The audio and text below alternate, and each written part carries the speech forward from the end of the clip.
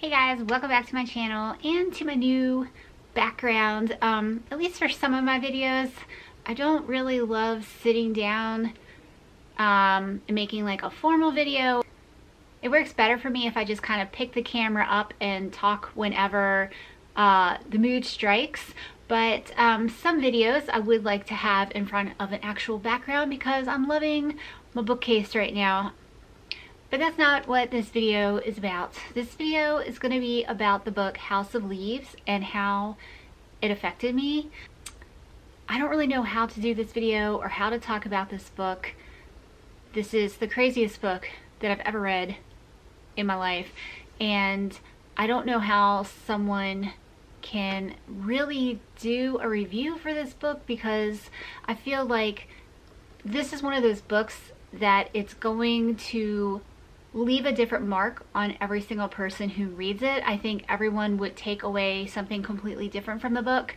I really feel like I got something out of it that isn't usual or the norm from a lot of the reviews that I was reading on the book. I read a lot of what people wrote on Goodreads, and it really seems like my experience with it was so different than the rest of people's, so I'm just going to assume that people got different things out of it. So basically, I'm going to give a brief synopsis of the book, which is kind of difficult in itself because it's such a crazy book.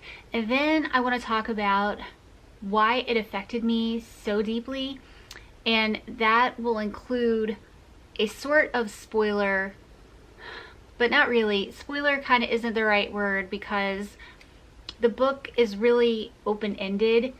It leaves you at the end to come up with your own conclusion of what really is happening. So even if you hear the part that I'm gonna talk about, I don't know if I would consider that a spoiler or not, because you might take something completely different from the book and have a different idea of how you think it ended, if that makes any sense.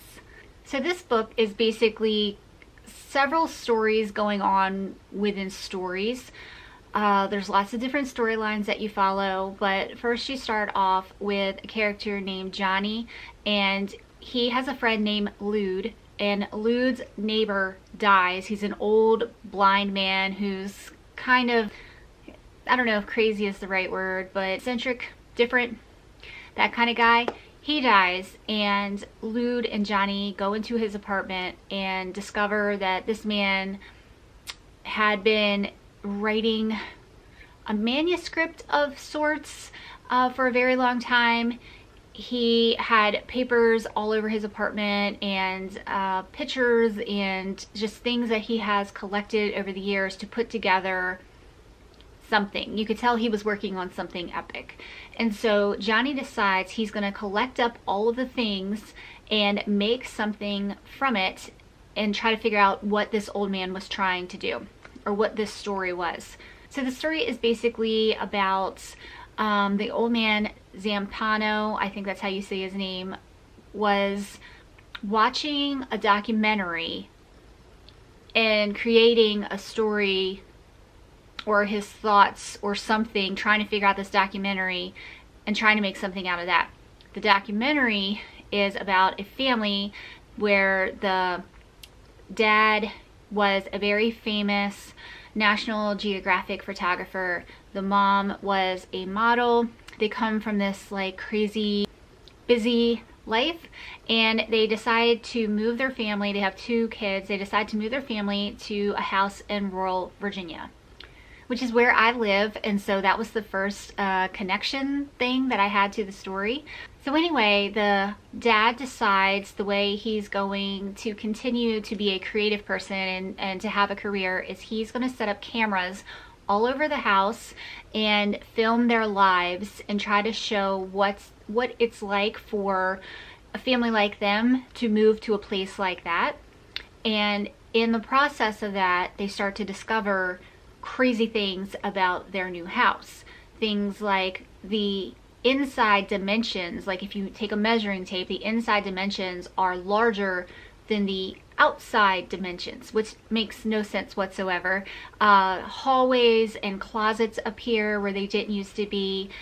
There's a whole thing that happens kind of like under the house. I don't want to go into too many details, but the house changes and creates places that didn't exist, which that part of the story, their story, was my favorite part of the book. Any chapter that talked about them and their documentary, I really enjoyed. That was the creepy parts of the book, learning about this house and the things that they were doing within the house. I like that. The rest of the book, we'll get into that. So Johnny collects up all of this information, the documentary, the paperwork, all that stuff, and he starts going through it all. And it's very time consuming because there's a ton of information. As he's going through it, he starts to experience hallucinations. He becomes paranoid. He starts to have severe anxiety. He has all of these issues, and that affects his life in a very strong way. So part of the story is you were reading about the family in the documentary. Part of the story is you are reading from Johnny's perspective as he's learning about the documentary. He's writing things down. He's taking a shit ton of footnotes. You're learning about his day-to-day life, what is happening to him. So that's like another storyline. Characters come in and out throughout his storyline that you kind of follow. And one of the things, though, that drove me crazy about Johnny and his story was that he would write several pages about these crazy escapades, and you would feel like, you know, you're getting to know this character.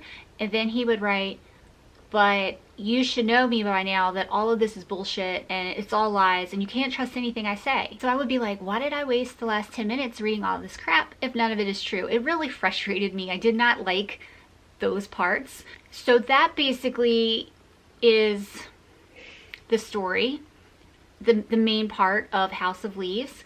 And that really segues into how this book really affected me. I've read books in the past where I'm like, oh, that's, you know, very similar to my life, or oh, I understand this character or what they're going through. But do you know the scene in The Never Ending Story where the boy reading the book realizes that they're talking about him, that the characters in the world are talking about him, and he's actually really involved in the book? That's what I felt like at the end of House of Leaves. And it was the most bizarre experience. So let's go back to Johnny having his extreme paranoia as he's learning things about the documentary. He would start describing his hallucinations. He would think monsters were chasing him, things were happening around him that were not happening. And so as I was reading this, I thought, I wonder if he's schizophrenic. Now, y'all don't know this, but my mom was schizophrenic. She actually just passed away about a month ago. So all of this is very raw for me. Reading this book was probably not the best thing for me at this time, but I didn't know that this stuff was in the book. So this was all a surprise to me as I was reading. But my mom was schizophrenic, and I have a lot of knowledge about that mental illness. So as I was reading it, I was thinking, man, he really sounds like he's paranoid schizophrenic, and wouldn't that be crazy if that's really what this book is about, his paranoia and his mental illness? And I had never read that anywhere. I only saw that this is supposed to be a horror book, which I don't believe it's horror. There are some parts that are anxiety inducing or suspenseful, but I never got horror out of it. So I definitely would not classify it in that category. Maybe psychological thriller, kind of, but not horror. But anyway, back to the schizophrenia part. So as I'm reading it, I'm thinking, man, it's really crazy. I think he has schizophrenia, and this is pretty, you know, close to home for me. And I really don't want to read stories with that in it because it's just really difficult for me. But towards the end, and here's where it might be a spoiler, so if you don't want to know like anything at all, go ahead and stop watching here.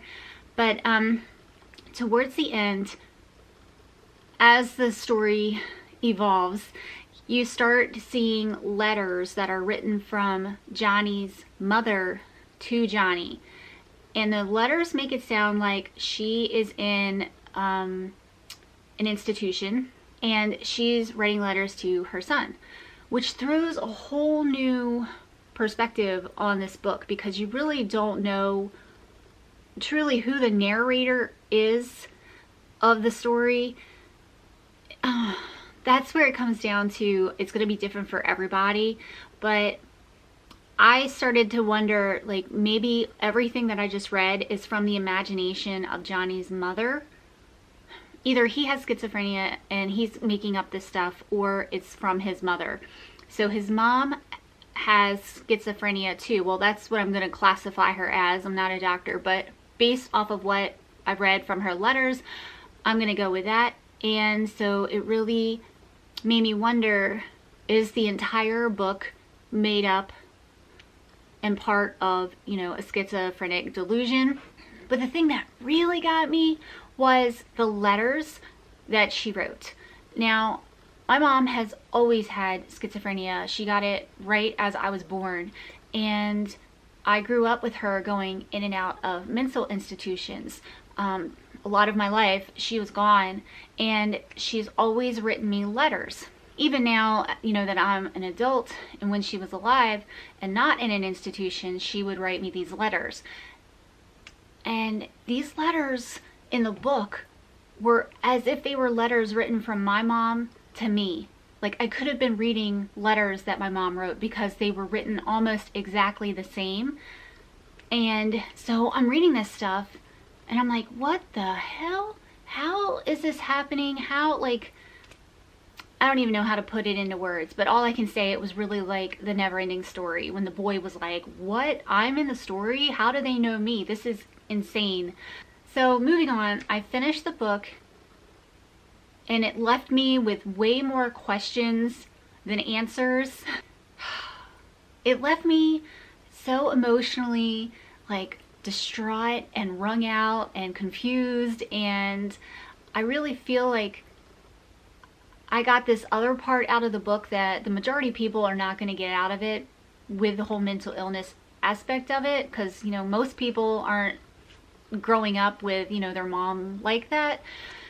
I honestly do feel like I got something different from the book than what was intended. You know, if the author of the book intended it to be a straight up horror book, that's not what I got.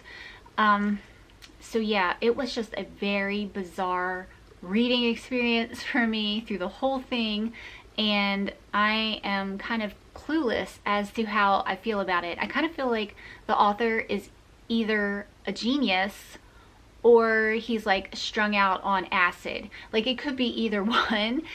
The book is insane. Something that really bothered me about the book that wasn't about the writing was about, there were so many pages in the book that would have like one word on the page, or 2 words, or just a sentence on the page.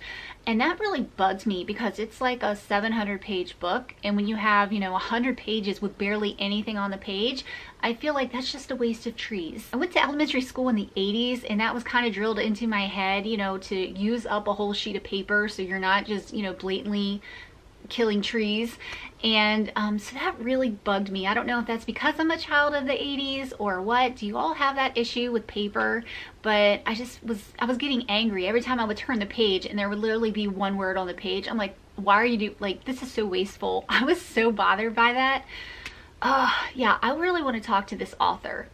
This book gave me a lot of feelings, so if you want to have feelings, this is a good book for that. But I really want to talk to this author and be like, what the hell, dude? I have way too many questions and this is not acceptable. So yeah, if any of you guys have read House of Leaves, please let me know your thoughts on it. But yeah, that's gonna be it for this video. This is so different from anything I do, because I really don't review books. I suck at this. I don't write anything down. I don't take any notes. This is all just from my brain and it's just flowing. So I hope this wasn't too terrible. Anyway, I will see you guys soon with another video, and yeah, bye.